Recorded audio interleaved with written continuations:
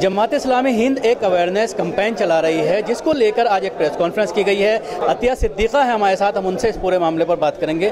किस तरह का ये कैंपेन आपके जरिए चलाया है? देखिए, ये जो बेदारी मुहिम है, हम ये चाहते हैं कि ये जो मिसकॉन्सेप्शंस हमारे समाज में आ गए हैं और मुसलमान भी जो है नादानी और जहालत की वजह से ये सारे काम कर रहे हैं, जिसकी वजह से लोगों को भी ये मौका मिल रहा है, तो हम चाहते हैं कि हम डोर टू डोर जाएं। और हमारी ये कैडर बेस तंजीम है, पूरे मुल्क में हम ये चाह रहे हैं कि हम स्लम एरियाज़ को कवर करें, जो एजुकेटेड है, नॉन एजुकेटेड है, सबके पास जाकर हम ये बताएंगे शरिया ये है और हमको इसके तहत अपनी ज़िंदगी गुजारना चाहिए। जब हम सुधर जाएंगे तो किसी और को आवाज़ उठाने की इसमें ज़रूरत ही नहीं पड़ेगी। जो पूरी कैंपेन चलाई जा रही है, जिससे लगता है कि हिंदुस्तान में मुसलमानों को 3 तलाक देने के अलावा कोई दूसरा काम नहीं है, तो इसको किस तरह से लोगों को आप उसके बारे में अवेयर करेंगी? क्या इस्लाम का कानून है जो इसको कहता है? जी, यहाँ तो देखिए ना, हम तो सबसे पहले ये चाहेंगे कि एक हैप्पी फैमिली, एक अच्छा घर बने।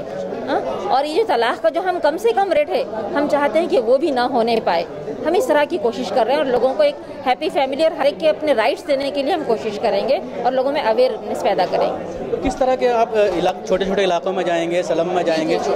किस तरह की प्लान? ये देखिए, हमारे तो एक तो सिटी कॉन्फ्रेंसेस रहेंगी, प्रेस कॉन्फ्रेंसेस रहेंगी और पब्लिक मीटिंग्स रहेंगी, डोर टू डोर मुलाकातें रहेंगी, टी पार्टीज रहेंगी।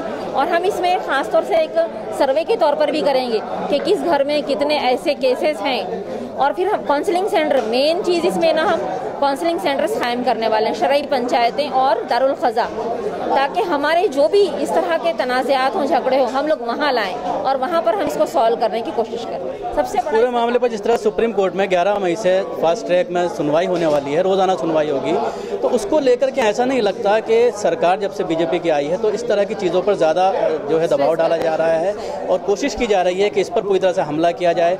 ये तक बयान आया कि अगर कोर्ट से नहीं होता है तो अब 2018 में जब राज्यसभा में हमारी मेजोरिटी आ जाएगी तो हम इसको जो है कानून के जरिए पूरा लागू करेंगे। वही देखिए ना, यहाँ पर एक इसको पॉलिटिकल इशू बना दिया गया है और ये अब इसमें कहाँ तक सच्चाई है वो सी मालूम है कि यूपी में भी जो इलेक्शन हुआ वो ट्रिपल तलाक को ख़त्म करने की वजह से करने के लिए ख़वातीन ने दिया, इस तरह की बात आ रही है।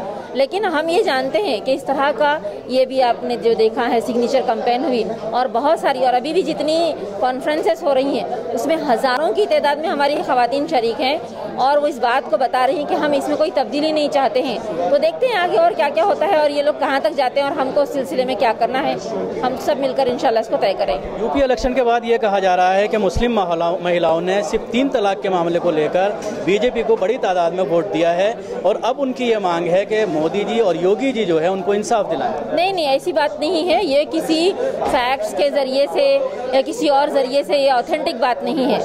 हम देख रहे हैं कि किस तरह से यहाँ पर जो है मुसलमान बहुत सारे खड़े रह गए, सीट्स तकसीम हुए, फिर कुछ EVM मशीन का भी घोटाला बताया जा रहा है। तो ये सारी चीज़ें आई हैं और फिर जिस तरह से इन लोगों की हुकूमत आई है और वो सारे हमारे पास सामने है पेपर्स के ज़रिए से, तो मुझे ऐसा नहीं लगता कि इसमें कोई सच्चाई है कि ये योगी को ही या बीजेपी। इसके अलावा हलाला और 4 शादियों को लेकर भी तरह तरह की बातें कही जाती हैं। हलाला जैसा कि अभी आपके सामने है, इस्लाम में बिल्कुल हराम है इस तरह का जो किया जाता है।